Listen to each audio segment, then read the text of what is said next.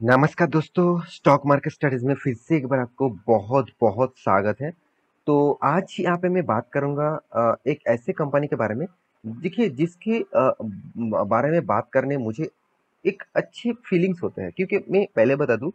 देखिए auto industries के बारे में मैं जब बात करता हूँ तो मुझे एक अच्छा फीलिंग्स होता है। पता नहीं उतना क्यों फीलिंग्स होते हैं अच्छे। तो फिर भी जब टू व्हीलर्स इंडस्ट्रीज के बारे में बात करूंगा तो इंडिया के नंबर वन पोजीशन में जो कंपनीज है, आज उसी के ऊपर बात करूंगा। क्योंकि इंडिया के नंबर वन पोजीशन में है हीरो मोटोको, जो एक एक एक टाइम इसका स्लोगन था, देश की धड़कन। तो इस कंपनी के बारे में आज बात करूंगा, तो हीरो मोटोको के बारे में। क्योंकि आप देखेंगे कंपैरिजन टू मतलब कंपटीटर, तो आप देखेंगे तो आईचआर मोटर नंबर वन बन चुके हैं। तो आईचआर मोटर आप सभी जानते हैं, इसका रॉयल एनफील्ड का बिजनेस मार्केट में किस तरीके से ग्रोथ किया, किस तरीके से मार्केट को कैप्चर किया। तो मेरे हिसाब से आईचआर मोटर तो बेस्ट है ही। साथ ही साथ आपको देखना है कि हीरो मोटो को कितना बेस्ट है। क्योंकि देखिए हीरो मोटो को सिर्फ टू व्हीलर्स नहीं बनाते, आपको इस कंपनी का मतलब और भी टू व्हीलर्स का बहुत सारे सेगमेंट देखने को मिलेगा। जैसे ईवीज का भी देखने को मिलेगा, जैसे two stroke four stroke engine का भी गाड़ियां देखने को मिलेगा, स्कूटर भी देखने को मिलेगा। तो कंपनी का बिजनेस मॉडल्स बहुत मतलब अच्छी तरीके से है। और कंपनी इलेक्ट्रिक जो मतलब ईवीज जो है, मतलब जितने सारे इलेक्ट्रिक स्कूटर है, वो बहुत दिनों पहले लॉन्च कर दिया मार्केट में। और एक अच्छा खासा वहां से रेवेन्यूज भी जनरेट कर रहा है। तो आपको मैं आज सारा इन्फॉर्मेशन दिखाऊंगा इस कंपनी के बारे में। क्योंकि एक आपको एक अंदाजा लेना चाहिए कि कंपनी में जब निवेश हम करते हैं, क्या वो कंपनी हमेशा ग्रोथ करते हैं नहीं करते हैं। देखिए मैं खुद की नहीं बात कर रहा हूँ। मैं सबसे ज्यादा मतलब रिस्पेक्ट करता हूँ राकेश झुंझुनवाला जी को। जो जो उनका जो मतलब अभी उन्होंने उनका जो देहांत हुआ, तो इस हिसाब से देखा जाए तो उन्होंने जिस बहुत सारा इंटरव्यू किया, तो इंटरव्यू में उन्होंने खुद बताया कि आप किसी भी कंपनी के ऊपर निवेश करने के बाद अगर आप सोच रहे हैं कि चलो मैं इस कंपनी के ऊपर 20 साल तक नहीं देखूंगा पैसा निवेश करके, तो अब गलत जा रहा है। क्योंकि कभी भी कंपनी आज अच्छा कर रहा है, फ्यूचर में वो अच्छा नहीं भी कर सकते हैं। क्योंकि मार्केट में हमेशा कंपेटिटर है और कंपेटिटर रहेगा। और इसके हिसाब से कंपनी का ग्रोथ मेंटेन ना भी हो सकते हैं। तो आपको क्या करना है, आपको बीच बीच में मतलब कुछ टाइम टाइम में उस कंपनी के ऊपर स्टडी करना चाहिए। जैसे कि जब कंपनी का क्वार्टर का रिजल्ट आ रहा है, जब कंपनी का फाइनेंशियल रिजल्ट आ रहा है, कोई भी इवेंट्स आ रहा है, तो उसको आपको फॉलो अप करना होगा। तो इसी तरीके से वो निवेश करते थे, इसी तरीके से वो सारे चीज मेंटेन करते थे। तो आज मैं इसीलिए हीरो मोटोको के बारे में आज बात करूंगा, क्योंकि कुछ कुछ इन्फॉर्मेशन आपको यहाँ पे देखने को मिलेगा। तो दिखाने से पहले मैं जरूर कहूंगा, टेलीग्राम को ज्वाइन नहीं किया जरूर ज्वाइन कर लेना। चैनल को सब्सक्राइब नहीं किया तो देर किस बात की, तो आप सब्सक्राइब जरूर करिए, क्योंकि आपका सब्सक्रिप्शन मुझे मोटिवेट भी करेगा और नया से नया टॉपिक के बारे में बात भी करूंगा। तो चलो देख लेते हैं आज के स्टॉक के बारे में। तो सबसे पहले मैं कंपनी की वेबसाइट आपको एक बार विजिट करा देता हूँ। देखिए वेबसाइट से आपको ज्यादा कुछ नहीं मिलेगा, क्योंकि कंपनी का जितने सारे गाड़ियां मार्केट में है वही आपको देखने को मिलेगा।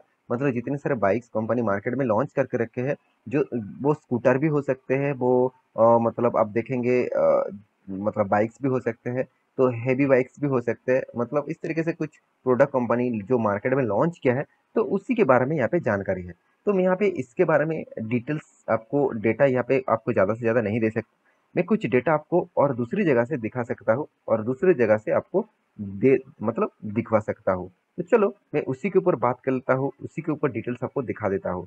तो सबसे पहले आपको जो चीज देखना है वो है कंपनी का इस बार मतलब इस मंथ का सेल्स का रिपोर्ट। आप कहेंगे सर सेल्स का रिपोर्ट तो मंथ के स्टार्टिंग में ही आ जाता है, तो आप इतने दिनों के बाद क्यों दिखा रहा है। देखिए मैं इतने दिनों के बाद दिखाने का जो मेन मकसद है, तो आप बहुत सारे लोग क्या करते हैं कि जब रिपोर्ट देखते हैं, तो कुछ रिपोर्ट देखने के बाद ही वो स्टॉक में निवेश कर देते हैं। उसको लगता है कि चलो आप रिपोर्ट अच्छा हुआ तो चलो स्टॉक में जंप होगा, स्टॉक में शॉर्ट टाइम के लिए ट्रेडिंग किया जाए। तो ऐसे कभी कभी होता भी है और कभी कभी नहीं भी होता है। तो आपको वो चीज समझना पड़ेगा। तो इसलिए मैं टाइम पीरियड थोड़ा सा मतलब देर में लेके आया।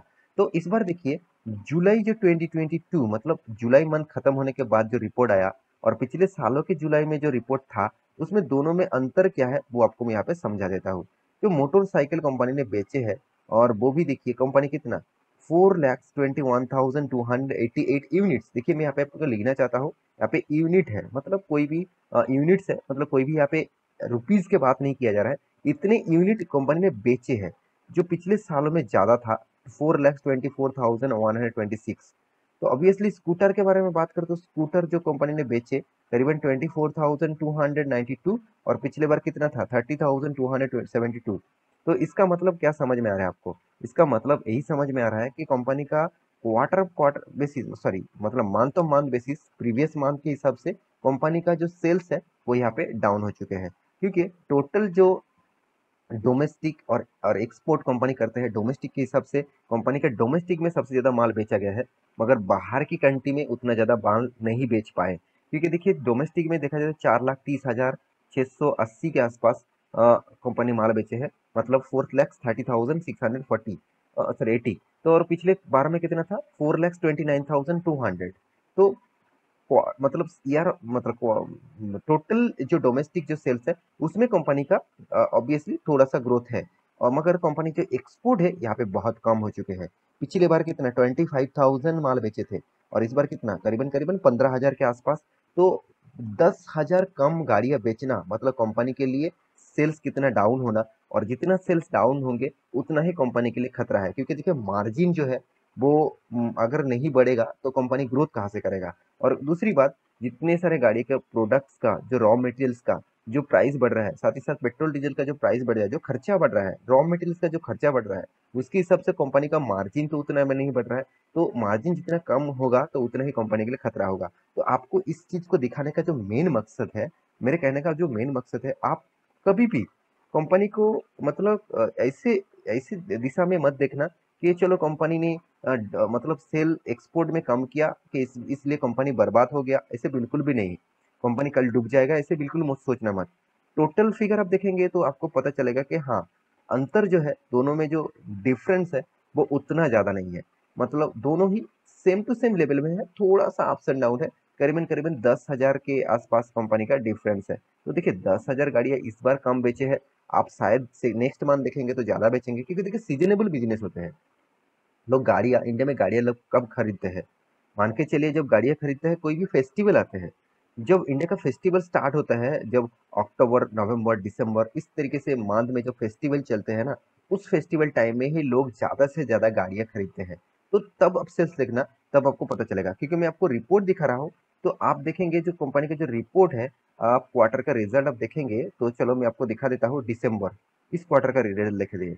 देखिए कितना 700 करोड़ का प्रॉफिट, और यहाँ पे सितंबर कितना 746 करोड़ का प्रॉफिट। पिछले सालों को भी फिगर दिखा देता हूँ। दिसंबर 2022 कितना 1000 टोटल करोड़ का प्रॉफिट, और 2020 सितंबर कितना 958। इसका मतलब आपको पिछले सालों में दिखा देता हूँ। दिसंबर कितना 900 करोड़, और सितंबर कितना 879 करोड़। देखिए मेरे कहने का मतलब है कंपनी ने अ, कुछ टाइम पीरियड है, उस टाइम में कंपनी का ज्यादा से ज्यादा गाड़ियां बेचते हैं, तो उस टाइम में ही कंपनी का ज्यादा रेवेन्यू जनरेट होता है। तो इसका मतलब ये नहीं सिर्फ उसी टाइम में माल बेच रहे हैं बाकी टाइम कंपनी लॉस हो रहा है, ऐसे बिल्कुल भी नहीं। आप साल भर पूरा क्वार्टर देख लीजिए, पूरा क्वार्टर का फिगर देखेंगे तो शानदार आपको प्रॉफिट दिखेगा। और हाँ, आप कहेंगे सर जून 2020 में क्यू 59 था, आप सभी जानते हैं उस टाइम में ही कंपनी का लॉसेस सिर्फ इस कंपनी में नहीं हर कंपनी में हो रहा था, क्योंकि जब लॉकडाउन पीरियड में फास्ट लॉकडाउन आया था, सारे के सारे चीज बंद था, सारे के सारे दुकान बंद थे, सारे के सारे मतलब जो इसका जो मतलब शोरूम्स था वो भी बंद था, तो मैन्युफैक्चरिंग भी बंद था, तो इसलिए कंपनी का मार्जिन तो घटेगा ही घटेगा।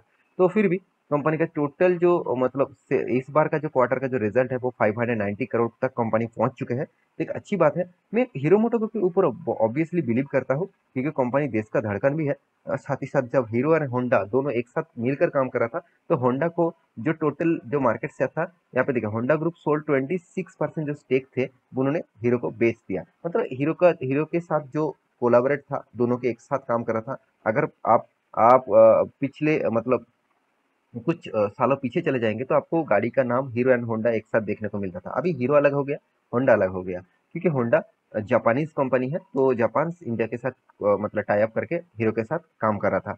तो मेरे हिसाब से हीरो के ऊपर आपको फोकस होना चाहिए। तो शायद आपको थोड़ा सा अप्स एंड डाउन दिखे, फिर भी दिखे company totally debt free company है। इसके जो डेप्थ है उसके हिसाब से कंपनी डेप फ्री है, हाथ में कैश भी शानदार है। ऐसे बिल्कुल भी नहीं कि कंपनी में इन्वेस्टर नहीं है, इन्वेस्टर दम लेकर निवेश करके रखे हैं। एफएस के पास 36% था, अभी 28% है। पब्लिक for डीएस के पास 19% था, अभी 25% है। पब्लिक के पास कितना 9% था, अभी 10% है। और प्रोमोटर के पास कितना 34% है। देखिए अभी हर घर घर में आपको स्कूटर, बाइक्स आपको देखने को मिलेगा और भी बहुत सारे टोटली मार्केट्स को कैप्चर करना बाकी है। तो मेरे हिसाब से हर घर में जब बाइक्स होंगे, स्कूटर होंगे, तब और भी कंपनी का सेल ऑफ होगा और तो प्रॉफिट भी जनरेट होगा। तो कंपनी का चार्ट पैटर्न देखा तो बहुत ज़्यादा वोलेटिलिटी आपको दिखेगा। तो ऐसे नहीं कि कंपनी सिर्फ एक ही लेवल में छोटा-मोटा करेक्शन करके ग्रोथ हो रहा है, ऐसे बिल्कुल भी नहीं। आप इसका टोटल फिगरेशन चार्ट देखेंगे तभी भी आपको पता चलेगा कंपनी में किस तरीके से वोलेटिलिटी है। आपको शायद आपको लग रहा है कि छोटा-मोटा करेक्शन है, ये बहुत बड़ा करेक्शन है, करीबन-करीबन 50-60% का। यहाँ पे तो हद ही हो गया। जो 2018 के बाद जब सेमीकंडक्टर के इश्यूज के कारण कंपनी गिरते गए, तो करीबन-करीबन 60% स्टॉक गिर चुके थे। उसके बाद फिर से रिकवरी किया। अगर 60% नहीं गिरता तो करीबन-करीबन 4000% से भी ज़्यादा कंपनी आपको रिटर्न दे चुके होते। तो अभी ये कंपनी के जो डिटेल्स है मैं आपके सामने रख चुका हूँ। तो आपके पास हीरो होंडा की शेयर है तो मुझे कमेंट जरूर करना, और आप नया निवेश करना चाहते हैं तो एक बार रिसर्च करके निवेश करना। मैं हमेशा बोलता हूँ कि मैं एजुकेशन पर्पस में आपको वीडियो बना के देता हूँ। ऐसे नहीं कि मैं आपको रिकमेंडेशन कर रहा हूँ कि कल से इस कंपनी के ऊपर निवेश करना, ऐसे बिल्कुल भी नहीं। एक बार रिसर्च करना उसके बाद निवेश करना। तो आशा करता हूँ सारी जानकारी आपको मिल चुका है। मेरे वीडियो कैसे लगा जरूर कमेंट करना, और इसी तरीके से वीडियो पाने के लिए चैनल को सब्सक्राइब भी करना। मिलते नेक्स्ट टॉपिक लेके, तब तक के लिए अच्छे से रहिए, अपने ख्याल रखिए, बाय बाय।